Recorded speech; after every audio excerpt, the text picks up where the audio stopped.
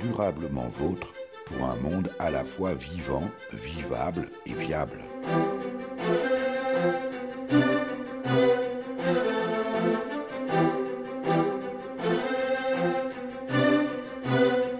Aujourd'hui, nous évoquerons la démarche singulière et innovante d'une entreprise française qui place les valeurs du développement durable au cœur de sa mission. Nous sommes avec le PDG de la Camif, que nous retrouvons à Gérardmer, dans les Vosges, dans l'entreprise Garnier-Thiebaut, l'un de ses fournisseurs, à l'occasion du Tour Camif édition 2018.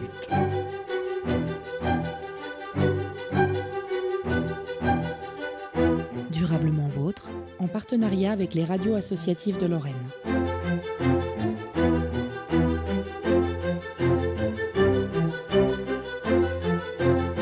Emery Jacquia, bonjour. Bonjour. Emery Jacquia, nous sommes ici chez Garnier-Thiebaut, fabricant vosgien de tissus haut de gamme.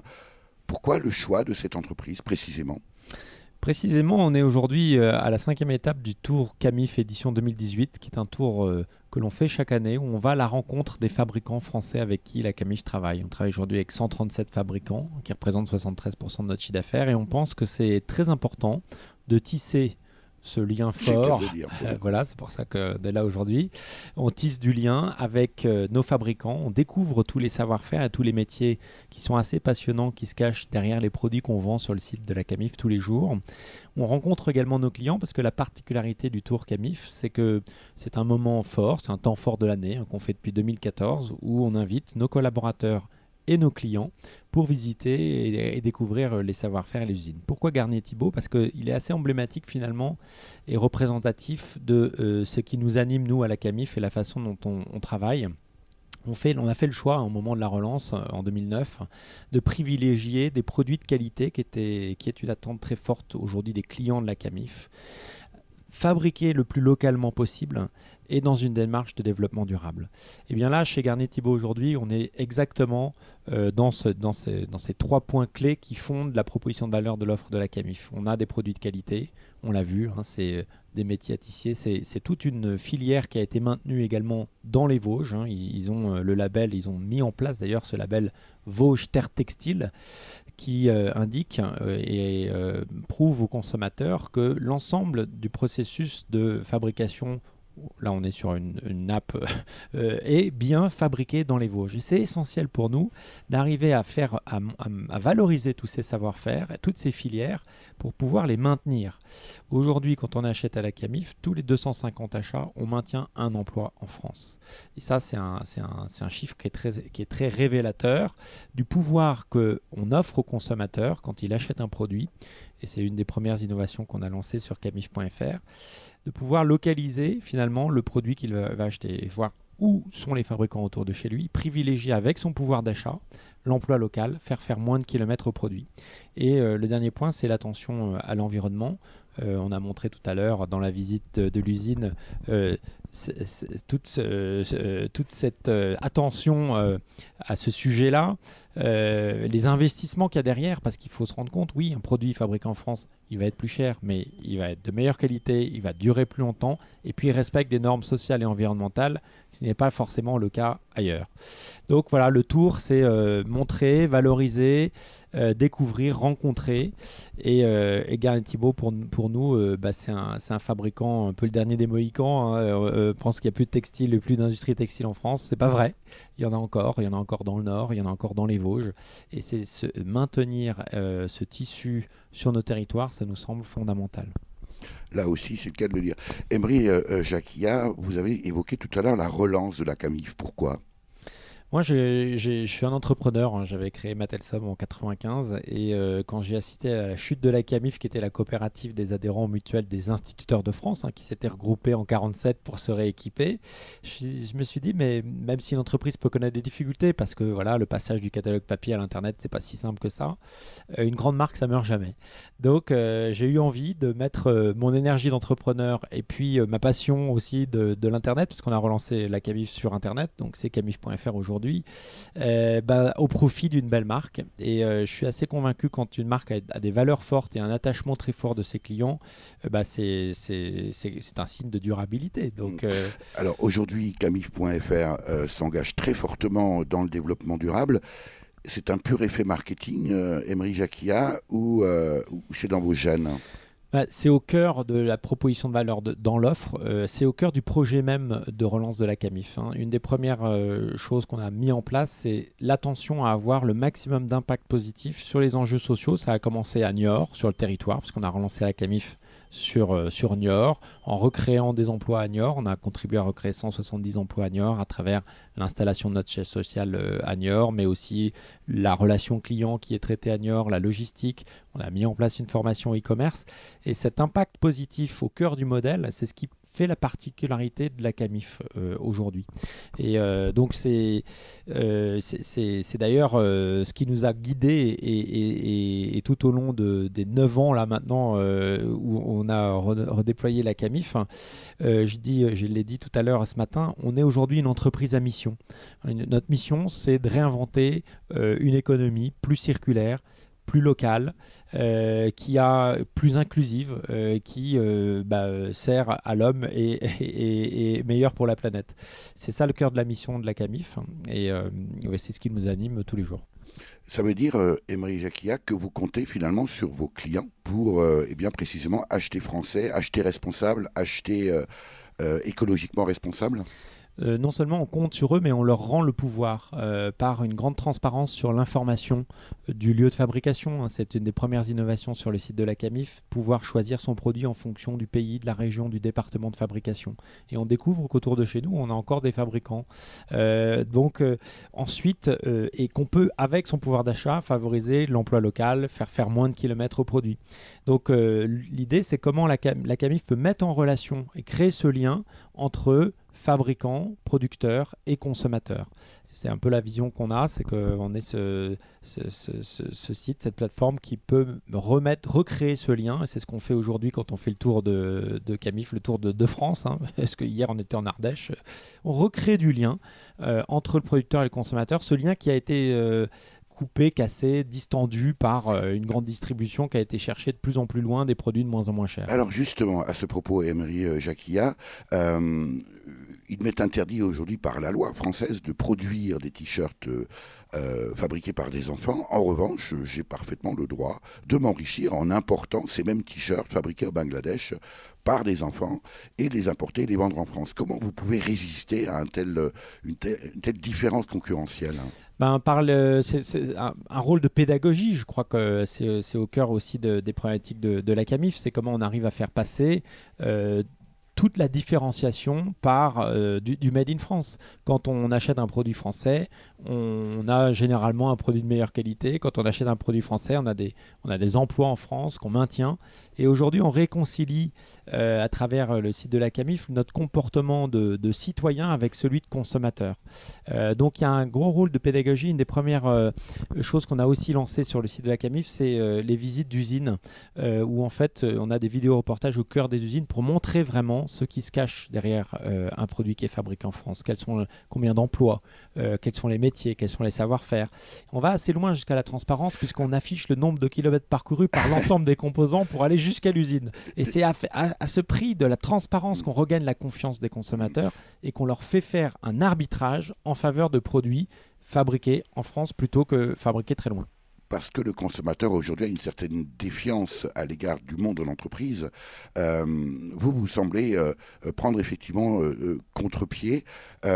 Vous plaidez également pour une TVA responsable. C'est quoi une TVA responsable, Emery Jacquia ? C'était notre combat de l'année dernière. On a lancé une pétition pour réclamer une TVA réduite sur les produits issus de l'économie circulaire et sur la réparation, parce qu'il nous semble juste aberrant de taxer de la même manière un produit qui a fait 3 fois le tour de la Terre et qui vient de très loin, qui respecte aucune norme ni sociale ni environnementale, alors qu'à côté de chez nous, sur nos territoires, on a des fabricants qui font l'effort de travailler des produits de qualité qui vont durer plus longtemps dans le temps, maintenir des pièces détachées en stock. On l'a vu l'année dernière quand on a fait notre tour chez Reventa qui est à Vernon. Ils maintiennent pendant 10 ans des pièces détachées en stock pour rendre le produit réparable, concevoir le produit pour qu'il puisse être réparé. Et même l'acte de réparation en tant que tel, c'est juste aberrant de le taxer de la même manière. Et aujourd'hui, les études montrent qu'un consommateur sur 2 qui a un appareil électroménager qui tombe en panne ne va pas le réparer, le jette, parce qu'en fait, ça coûte plus cher de réparer que d'acheter un produit premier prix. On marche sur la tête. Ce qui n'est évidemment pas un hasard. Voilà, donc l'enjeu de la TVA responsable, qu'on appelle de nos voeux, c'est de rendre d'abord visibles les produits qui sont éco-conçus et qui sont réparables. Parce que en fait, quand vous passez dans un rayon, vous passez un quart de seconde et en fait, la seule chose que vous voyez, c'est le prix. Si demain, vous avez une TVA responsable, vous allez voir que ce produit-là, tiens, il bénéficie d'une TVA réduite. Et ensuite, de réduire également l'écart de prix, parce qu'il ne faut pas se voiler la face, l'économie circulaire qui est en train de se mettre en place, elle n'a pas 100 ans d'optimisation de toute la chaîne de valeur derrière elle, comme l'économie linéaire du XXe siècle. Et donc, oui, c'est plus cher, et donc il y a besoin de réduire l'écart de prix pour favoriser un mouvement envers cette économie circulaire qui est en train de se mettre en place et qui nécessite qu'il y ait davantage de clients qui s'y intéressent. Et puisque nous sommes chez Garnier Thiebaut, ici à Gérardmer dans les Vosges, eh bien, autant profiter pour rencontrer le président directeur général de cette entreprise de tissage haut de gamme.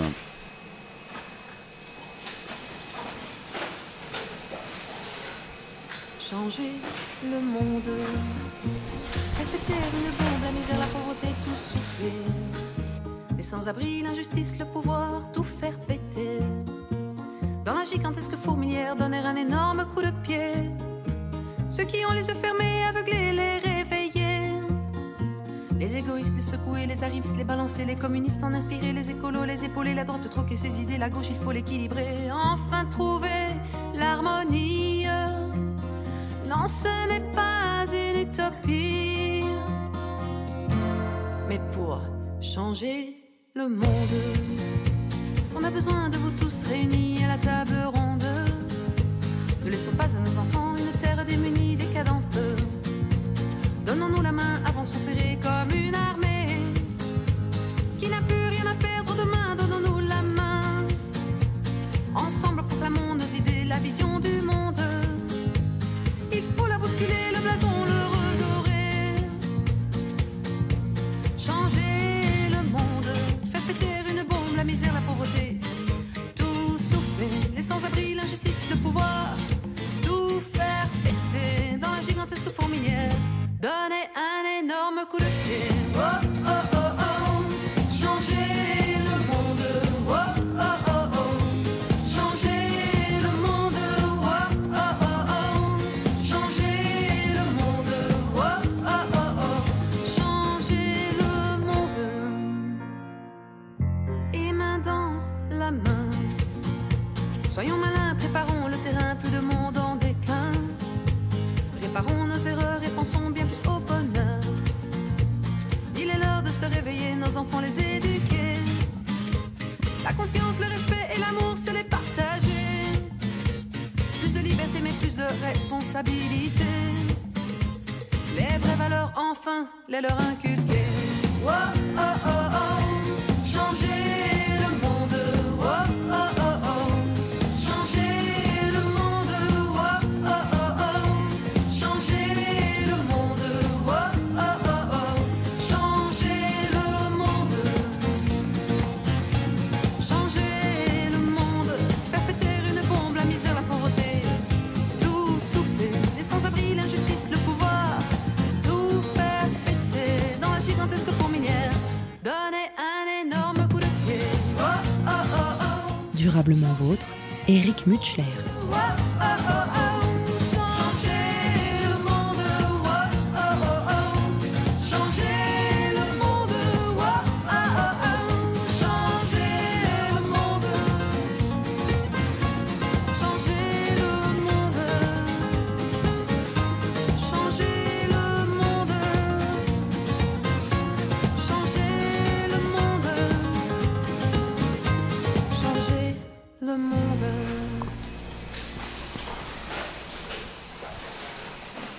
Nous sommes toujours dans l'entreprise Garnier Thiebaut, fabricant vosgien de tissus haut de gamme. Cette fois-ci avec vous, Paul de Monclos. Bonjour. Bonjour. Alors on a bien compris, parce que Emery Jacquiat, PDG de la Camif, nous a expliqué le principe de ce Tour 2018. Est-ce que c'est compliqué, Paul de Monclos, d'être fournisseur d'une marque aujourd'hui comme la Camif, ou un distributeur comme la Camif? Non, c'est pas compliqué. D'abord, on a des liens historiques avec la Camif On a suivi et accompagné la CAMIF au cours de son histoire. Là, il y a une nouvelle histoire, une nouvelle page qui est en train de s'écrire. Et elle nous plaît bien, cette histoire, parce qu'elle met en valeur les produits fabriqués authentiquement, localement. Et pour nous, ça a du vrai sens, qui sommes implantés dans des vallées vosgiennes. Ça a du sens de mettre en avant cette industrie, cette filière textile, via un distributeur comme la CAMIF. Quelles sont les exigences de la CAMIF pour figurer parmi ces nombreuses références ? Alors, évidemment, dans le domaine du textile, puisque c'est votre cœur de métier. Oui, alors, plus d'exigences, je pense qu'on parle d'esprit et de collaboration. C'est-à-dire que moi, ce qui m'a intéressé pour travailler avec la CAMIF, c'est leur projet. Ils nous ont demandé de nous associer à leur nouveau projet. Et nous, on a dit banco. Pourquoi ? Parce que je pense que le consommateur a besoin d'histoire, mais au sens avec un grand H, c'est-à-dire qu'on raconte comment est fabriqué le produit, d'où il vient, par qui, les contraintes qu'on peut rencontrer. Et cet échange qu'on a avec l'équipe de la CAMIF, et aujourd'hui par exemple avec les clients de la CAMIF, c'est vachement bien, enfin, on est très très positif par rapport à ça. Donc c'est pas compliqué si on joue le jeu et qu'on souhaite effectivement être complètement transparent, ce qu'on essaye d'être en ouvrant notre usine. La filière textile aujourd'hui est quand même régulièrement au cœur de scandales sanitaires, écologiques. Le coton notamment est l'une des cultures les plus polluantes au monde, alors qu'il représente environ 40% de la production textile mondiale. Comment vous résistez à cette concurrence étrangère, Paul de Monclos ? Alors il y a deux questions dans votre question. La résistance à la concurrence, elle repose sur notre capacité à faire ce que nos confrères ou nos concurrents ne veulent pas faire ou ne peuvent pas faire. Et notamment, un des grands axes de travail pour nous, c'est la réactivité, la créativité et la notion de service. On se doit d'être force de proposition pour nos clients, qui sont en grande majorité des hôtels et des restaurants de haut de gamme, mais aussi pour le grand public en étant extrêmement créatif, avec énormément de créations nouvelles 2 fois par an. Et ça, c'est une clé.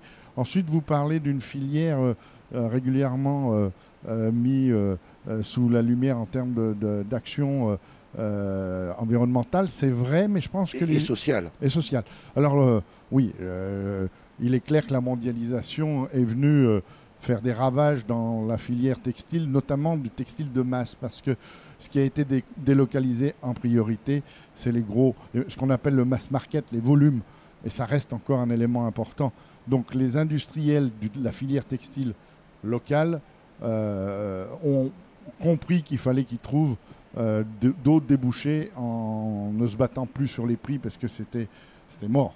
Donc il faut trouver d'autres marchés, on va dire des marchés de niche, avec une vision un peu globale du monde. Mais est-ce que ça veut dire, Paul de Monclos, qu'aujourd'hui une entreprise comme Garnier-Thiebaud ne peut plus occuper que les espaces que les mastodontes internationaux veulent bien lui laisser ? Vrai et faux. Vrai en sens qu'on a une culture de niche. Faux parce que d'abord on les travaille, qu'on en crée des niches, et on en crée comment ? En personnalisant. Par exemple, les mastodontes, comme vous dites, ils n'aiment pas les petites séries qu'on est capable de faire de 300 serviettes avec le logo du chef ou de l'établissement, ou même une serviette de mariage. Ça ne les intéresse pas. Donc nous, ce qui nous intéresse, c'est de faire ce que le consommateur a envie d'avoir, et pas de chercher à lui imposer un volume ou des contraintes qu'il n'aimerait pas. Combien de collaborateurs ici à Gérardmer, chez Garnier-Thiebaud, et quel chiffre d'affaires ? Alors Garnier-Thiebaud, c'est 220 personnes, avec une forte évolution de l'effectif. C'est-à-dire que en 10 ans, on a considérablement évolué. On recrute maintenant beaucoup de techniciens, de graphistes, de webmasters, de commerciaux. Et notre chiffre d'affaires, c'est 40 millions d'euros, un peu moins, avec 3 structures, dont une aux États-Unis et des boutiques. Si vous étiez, Paul de Monclos, dans une vraie logique d'entreprise, d'entrepreneur tel qu'on l'entend aujourd'hui, cela fait belle lurette que vous devriez être en Chine, non ? Délocalisant, emmenant vos machines en Chine, non ? Alors, est-ce qu'il y a une vraie logique de chef d'entreprise ? Je ne suis pas sûr, il y a autant de logique qu'il y a de chef d'entreprise. Pour autant, c'est plutôt ce que la mondialisation nous apprend. Je vois ce que vous voulez dire. C'est clair que si on est dans la recherche de la profitabilité immédiate et à tout craint, il faut se remettre en question, clairement. Il se trouve que moi, je fais partie de la 12e génération familiale dans le textile, que j'essaierai de ne pas être la dernière, que je suis très marqué par cet aspect local, très marqué par l'implication de mes collaborateurs qui sont des gros travailleurs. Les Vosgiens sont des gros bosseurs. Et donc moi, je ne me vois pas abandonner cette philosophie et ce projet d'entreprise. On ne fera pas des milliards, mais faisons bien ce qu'on fait et on sera reconnu. Alors, je vais vous poser la même question que j'ai posée à Emery Jacquia. Si moi, je veux aujourd'hui créer une entreprise, fabriquer des t-shirts ici, par exemple, dans les Vosges, et embaucher des enfants pour le faire, je suis en prison le lendemain. En revanche, je peux parfaitement créer une entreprise ici dans les Vosges qui va importer des t-shirts fabriqués par les enfants du Bangladesh, m'acheter de grosses voitures parce que je vais faire beaucoup de profit et on va me dire « Ah, c'est un chef d'entreprise qui a réussi ». Qu'est-ce que ça vous évoque, ma réflexion, Paul de Monclos? Ça m'évoque le critère d'évaluation basé que sur la réussite financière doit être remis en cause. C'est compliqué, hein, mais ça veut dire que est-ce que le seul moyen d'évaluer les performances d'un chef d'entreprise, c'est son compte en banque? Je vous laisse en tirer la conclusion que moi, j'en ai tirée. En même temps, est-ce que la législation, et sans même parler de... Oui, même sans même parler de la législation, ce que je viens d'expliquer là, intellectuellement, c'est totalement aberrant, non? Et pourtant, c'est ce qui se produit tous les jours. Ouais, est-ce que c'est aberrant? Est-ce que c'est amoral? Est-ce que c'est choquant? Vous savez, la concurrence a du bon aussi. Alors après... Non, mais là, on n'est plus dans la concurrence. Là, on n'est plus dans la concurrence. Mais non, mais c'est vrai que trouver des nouvelles idées, etc. Après, vous me posez une question qui est difficile à trancher parce qu'elle fait appel à plein de critères. C'est vrai que moi, en tant que chef d'entreprise vosgien, pendant des années, je me dis j'aimerais mieux être protégé, etc. Et puis à un moment, je dis arrête de penser que le salut viendra des politiques ou de je ne sais quelle législation. Prends-toi en main, raconte une nouvelle histoire, emmène tes collaborateurs sur un projet. Voilà, c'est plus intéressant que chercher à défendre la ligne Maginot, on en a vu la... Dans l'acte d'achat de la part de vos clients, Paul de Monclos, de produits Garnier Thiebaud, je ne sais pas comment on peut formuler ça, mais quelle est la part que pèse le fait que vous soyez précisément un fabricant vosgien et donc français? Alors en tant que tel, c'est difficile à vous répondre. Ce que je dirais que le critère principal de l'achat chez moi, c'est qu'il faut que le produit lui plaise.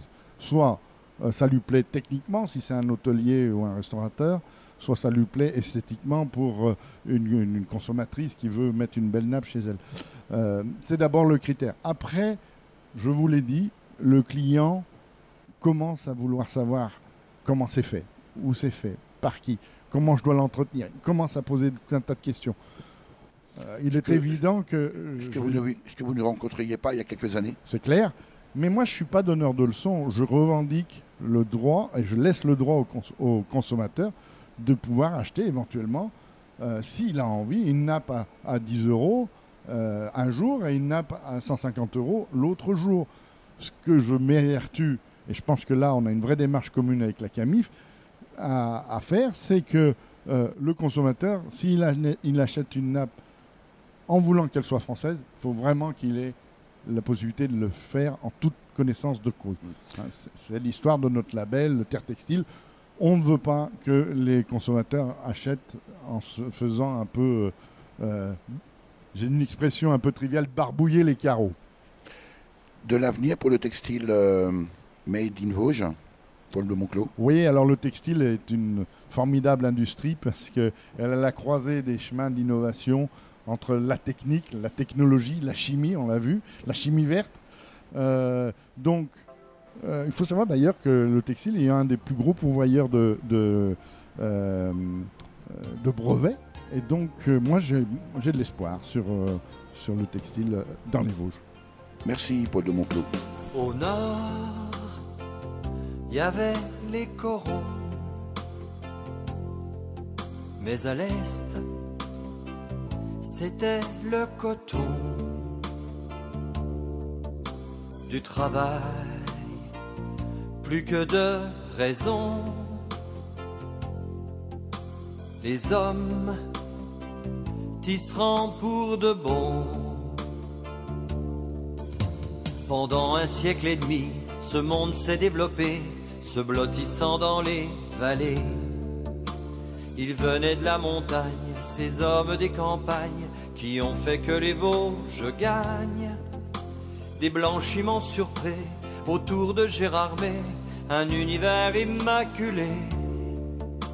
Malgré les guerres des fous et la rigueur des coups, le pays s'est remis debout. Au nord, il y avait les corons. À l'est, c'était le coton. Du travail, plus que de raison. Les hommes tisseront pour de bon. Cheminées de briques rouges, des passants de la verdure, partage d'usines et de nature. Filature et turbine, motricité machine, on ne pensait jamais à la Chine. Mais le monde a bougé et les temps ont changé, arrêt des métiers à tisser. Chapeau à ceux qui restent, pas de temps à la paresse, c'est le savoir-faire des gens de l'Est. Au nord, il y avait les corons. À l'est, c'était le coton. Du travail, plus que de raison. Les hommes tisseront pour de bon. Nous sommes toujours chez Garnier-Thiebaut, fabricant vosgien de tissus haut de gamme, ici à Gérardmer, dans les Vosges, dans le cadre du Tour Camif Édition. Je suis cette fois avec Daniel. Bonjour Daniel. Bonjour. Daniel, vous êtes originaire vous habitez Nompatelise, oui. C'est dans les Vosges. Et alors oui. Vous portez un très beau tablier. Garnier-Thiebaut, pourquoi? Vous avez participé à un atelier. Nous avons obtenu un très joli tablier pour pouvoir se protéger de la peinture. On a travaillé sur une thé d'oreiller, thé de coussin, avec des feuilles, des différentes formes de mousse. Et donc, une charmante dame nous a fait utiliser des peintures pour textiles afin de réaliser un chef-d'œuvre. Donc, ce sont des créations personnalisées. Voilà. Daniel, si vous êtes là aujourd'hui, c'est parce que vous êtes cliente Camif. Je suis cliente Camif, oui. Alors, qu'est-ce qui vous a motivé? Qu'est-ce que vous pensez de cette démarche d'associer les clients à la création d'objets qui ensuite seront commercialisés par la Camif? Disons que là, ça va pouvoir leur faire une personnalisation de tout ce qu'ils vont trouver en vente sur le catalogue de la Camif. Dans ces produits, il y a toujours eu beaucoup de produits français qui garantissaient une longue validité de ce qu'on achetait. Merci Daniel. Durablement vôtre, Éric Mutschler. Anne-Laurence, bonjour. Bonjour. Anne-Laurence, vous êtes directrice développement durable à la Camif. Qu'est-ce que ça veut dire le développement durable pour la Camif? Le développement durable pour la Camif, c'est comment une entreprise peut mettre son activité économique au service de l'homme et de la planète. Et concrètement, c'est comment tous les jours, sur nos produits, avec la relation qu'on a avec nos consommateurs et nos fabricants, on peut inculquer des pratiques plus vertueuses. Aujourd'hui, beaucoup d'entreprises se mettent au développement durable, ou en tout cas l'inscrivent dans leur rapport de fin d'année. Allez, rassurez-moi, ce n'est pas votre cas à la Camif. Non, je crois que ce n'est pas notre cas. Nous, on le vit tous les jours, vraiment. Et moi, je suis directrice du développement durable, mais je suis juste une chef d'orchestre. Et je crois que c'est vraiment tous les salariés de notre entreprise qui se sont imprégnés au fait des enjeux sociaux et environnementaux et qui chacun au fait, dans leur activité quotidienne, essayent d'avoir un impact positif au fait sur leur métier de tous les jours. Ou en tout cas moins négatif. Ou en tout cas moins négatif, ou en tout cas essayer d'avancer, parce que c'est vrai que le développement durable, c'est quelque chose qui se construit et qui ne se fait pas du jour au lendemain et qui doit être en effet sincère. Et je pense qu'une différence pour la CAMIF, c'est la sincérité avec laquelle on le fait. On a bien compris aussi, parce qu'on a écouté attentivement votre président-directeur général, Emery Jacquia, c'est aujourd'hui un pari un peu fou de vouloir placer commercialement les articles que vous proposez dans une optique de développement durable, parce que c'est votre argument de vente. C'est un pari fou parce que il faut oser et que c'est peut-être plus simple d'acheter très très loin à l'autre bout de la planète plutôt que d'aller justement acheter en France. Mais nous, on voit que ça a créé une vraie valeur ajoutée au fait pour l'entreprise et une différenciation également. Et que les consommateurs de plus en plus ont envie de donner du sens à leur achat et de comprendre ce qu'ils achètent, pourquoi ils l'achètent et quel impact au fait ils peuvent avoir avec leur acte d'achat au quotidien. Comment vos fournisseurs réagissent? Parce que j'imagine que probablement, bien sûr, ce sont des valeurs de la CAMIF, mais tous ne sont pas impliqués forcément dans le développement durable. Lorsque vous créez des ateliers créatifs, participatifs, des CAMIFatons, c'est bien ça? Comment ça réagit en face, Anne-Laurence? Ça réagit avec déjà des questionnements, en se disant qu'est-ce que ça va m'apporter. Et après, je pense qu'au fil des ans, avec des journées comme celle-ci autour de France, avec la relation que tous les jours nos chefs de produits ont avec eux, ils comprennent que c'est sincère et que donc ça peut aussi leur apporter quelque chose. Et comme le disait un de nos fabricants, ils sont un peu la tête dans le guidon. Et nous, avec notre côté innovant, créatif, à mélanger un petit peu tout le monde, on les sort un petit peu de leur quotidien et on leur montre que l'innovation peut être créatrice de valeur et que ça peut apporter du business au fait. C'est changer les choses. Pour autant, il faut avoir, pour être client CAMIF, du coup, cet état d'esprit. Est-ce que c'est pas aussi se limiter à une clientèle un peu d'élite? Les mauvaises langues parleront de bobos. Non, je pense pas, parce que je pense que maintenant, il y a quand même de plus en plus de gens qui sont intéressés par savoir déjà ce qu'ils mangent. Il y a eu une grosse sensibilisation sur l'alimentation et qui vient de plus en plus maintenant sur l'univers du textile ou l'univers du meuble. Donc c'est sûr que ce n'est pas obligatoirement un mass market, mais il y a quand même une conscience sociale et environnementale qui se développe. Clairement, le marché du bio, on voit bien que c'est un marché qui est en forte croissance. Et donc ça se diffuse de plus en plus dans tous les autres secteurs de l'activité. Et puis pour être... je suis bavarde. Pour être... Non, mais je crois que clairement, pour exister, pour se différencier, il faut être différent des autres et que ça ne sert à rien de faire comme tous les autres distributeurs. Voilà. Merci Anne-Laurence. On va profiter de la présence ici du staff de la CAMIF chez Garnier-Thiebaut, fabricant vosgien de textiles haut de gamme à Gérardmer, pour continuer ces rencontres avec cette fois-ci Magali Borlet. Magali Borlet, vous êtes directrice de l'offre linge de maison et literie.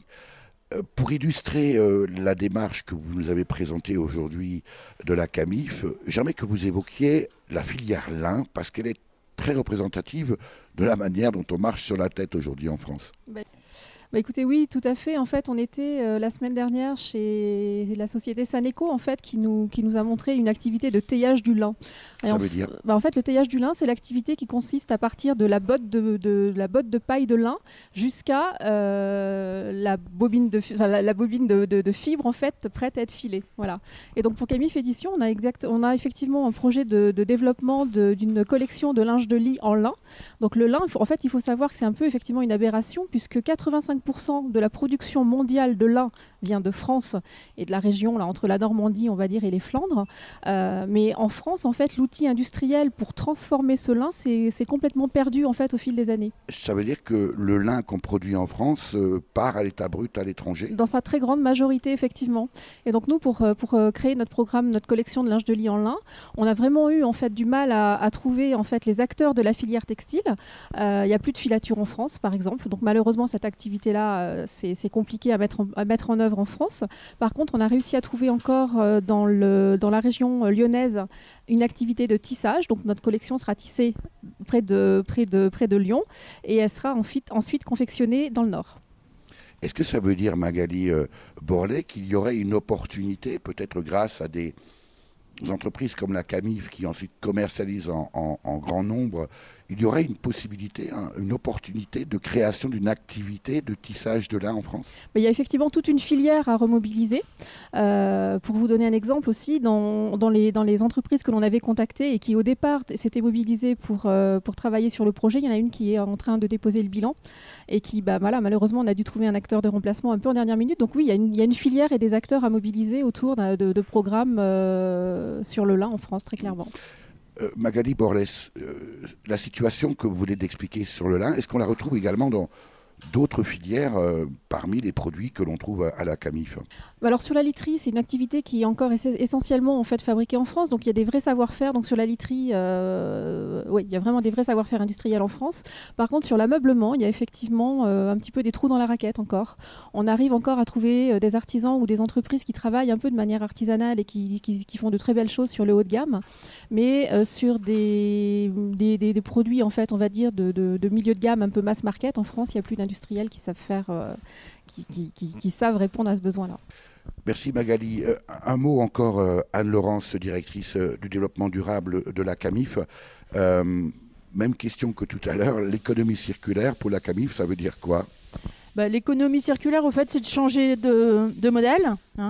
Et c'est que plutôt que de puiser des ressources, de fabriquer et de les jeter, c'est d'inventer des nouveaux systèmes de production avec nos fabricants où le déchet peut devenir une ressource.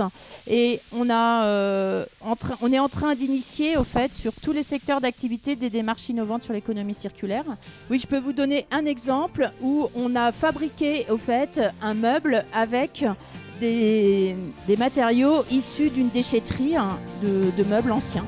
C'est comme avant, comme avant, comme avant. On veut que le temps, que le vent soit bon. Oh oui, comme avant, comme avant, comme avant. On le sait dans, on le sent. Il y a des milles à l'horizon, puis derrière nous la maison. Des souvenirs qui s'oublient pas, un gros plein d'émotions. On enfile les saisons, l'amour, les inspirations, les choix de destination s'y retrouvent pas. Mais à nous le souvent dit, maman, rester honnête et bienveillant. On a compris ça simplement, ça va pas changer, changer, changer. Ben c'est comme avant, comme avant, comme avant. On veut que le temps, que le vent soit bon. Oh oui, comme avant, comme avant, comme avant. Puis ben heureusement. Pendant qu'on est plus grand, on le voit ben évidemment, que le monde change pas vraiment comme ce qui brûle en dedans. Et s'il arrive des renversements qui font voir les choses autrement, même si on fait un peu plus d'argent, ça va pas changer, changer, changer. Ben c'est comme avant, comme avant, comme avant. On veut que le temps, que le vent soit bon. Oh oui, comme avant, comme avant, comme avant. On ouvre les yeux tout grands.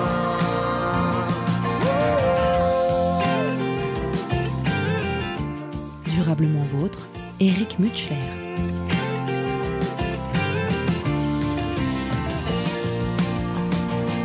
Parce qu'on restera des enfants, assis au soleil levant.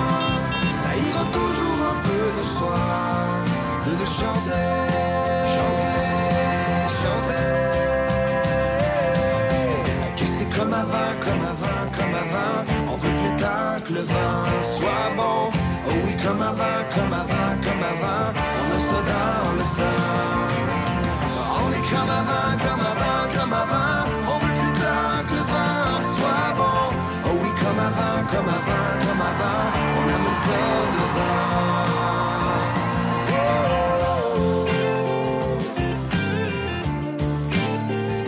Emery Jacquia, PDG de la Camif, nous sommes toujours avec vous ici chez Garnier Thiebaud, fabricant vosgien de tissus haut de gamme à Gérardmer. On vient de quitter l'atelier créatif. En quoi consiste cet atelier, Emery Jacquia ? Et en fait, à chaque étape du tour Camif, chaque année depuis 2014, après avoir découvert tous les savoir-faire et visité l'usine, rencontrer les ouvriers, partager un moment convivial le matin et au déjeuner, on travaille ensemble avec des collaborateurs au cœur des usines, avec des ouvriers, avec des clients, pour imaginer les nouveaux produits ou imaginer les nouveaux usages. En fait, l'idée de ça, c'est qu'on met en commun notre intelligence collective. Moi, je crois fondamentalement à la force et à la puissance de l'intelligence collective. Combien d'entreprises aujourd'hui, Emery Jacquia, pratiquent cette forme d'intelligence collective ? On parle aussi beaucoup d'économie circulaire, de la co-création. Pas assez. Ce qui est sûr et certain, c'est que pour mettre en œuvre l'économie circulaire, on doit changer nos pratiques pour qu'elles soient davantage collaboratives, parce qu'on ne peut pas innover chacun dans son coin. Et l'économie circulaire, c'est que justement, c'est les déchets des uns qui vont faire les ressources des autres. C'est l'intelligence d'un designer qui va penser dans le cadre d'un processus comment on peut imaginer et contourner un peu l'utilisation des ressources naturelles pour pouvoir être plus intelligent en fait.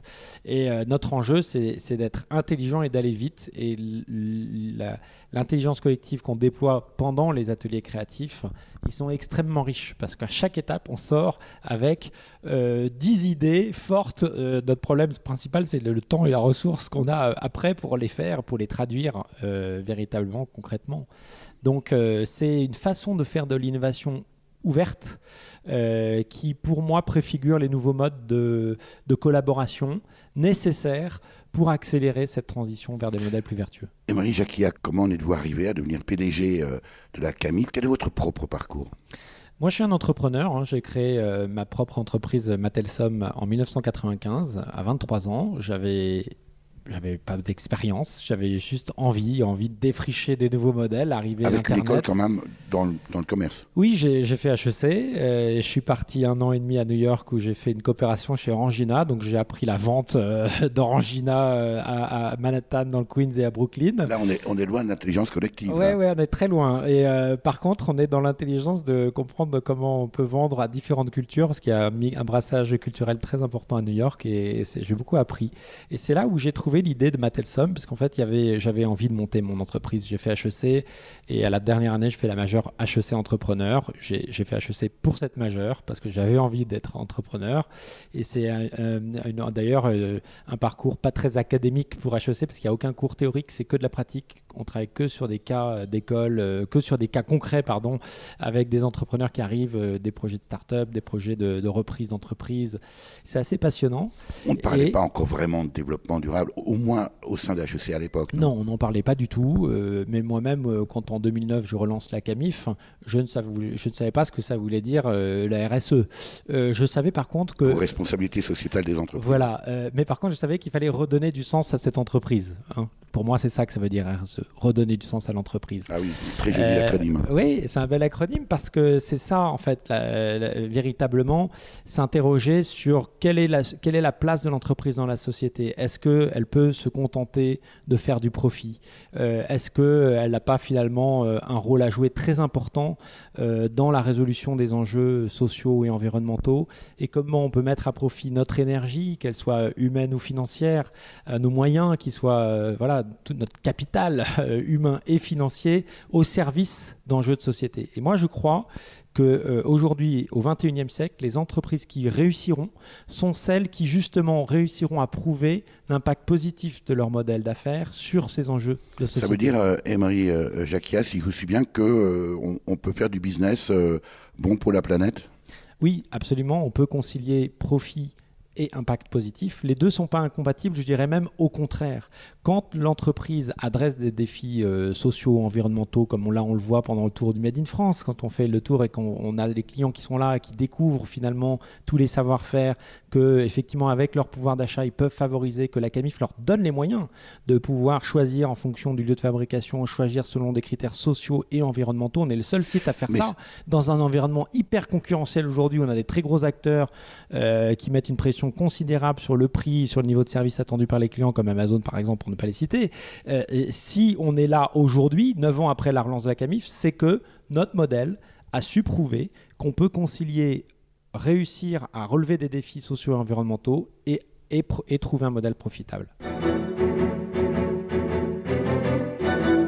L'invité de Durablement Vôtre, coup de gueule ou coup de cœur?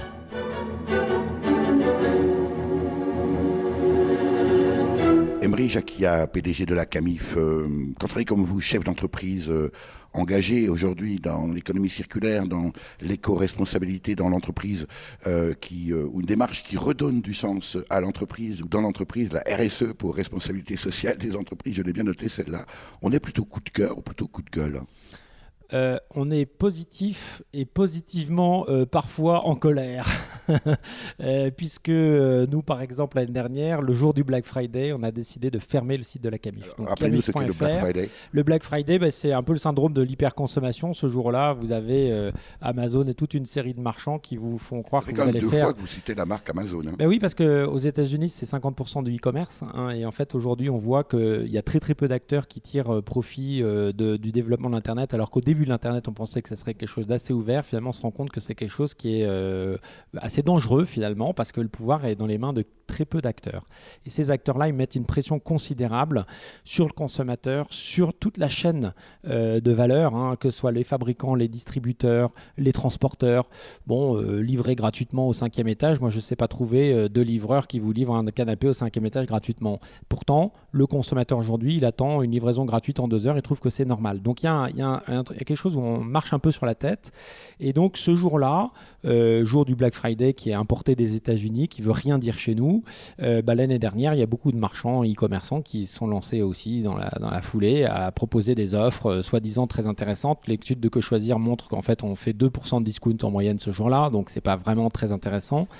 Et surtout, en fait, on s'interroge sur le sens et le fait, est-ce que c'est quelque chose qui est bon pour nous, humains, et est-ce que c'est quelque chose qui est bon pour la planète? Et nous, en tant qu'entreprise à mission, engagé avec une mission forte sur la consommation responsable, on dit on ne peut pas faire le Black Friday. Et non seulement on ne peut pas le faire, mais en plus, il faut dire qu'il y a d'autres modèles et qu'il ne faut pas aller dans cette voie de la surconsommation. Nous, on prône une consommation plus raisonnée, privilégier les produits de qualité, fabriquer localement, dans le respect du développement durable, c'est tout ce qu'on a vu aujourd'hui.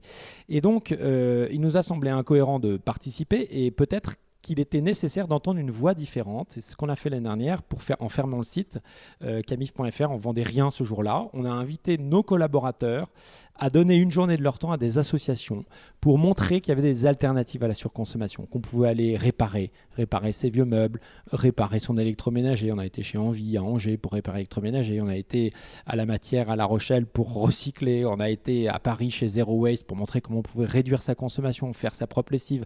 Des petites choses du quotidien, mais qui pèsent finalement. Et nos collaborateurs qui ont passé cette journée à illustrer ces alternatives à la surconsommation, ils ont passé une superbe journée. Alors, c'était un pari osé parce que pour que ça marche, il fallait qu'on en parle beaucoup.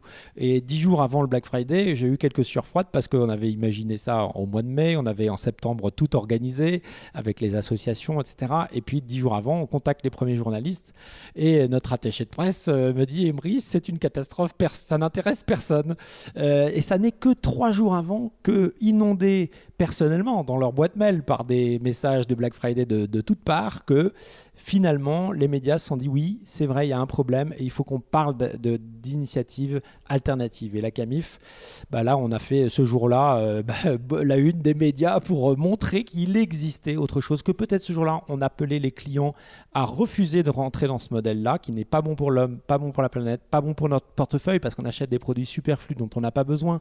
Un consommateur sur 2 qui achète un smartphone, il en a déjà un qui marche très bien.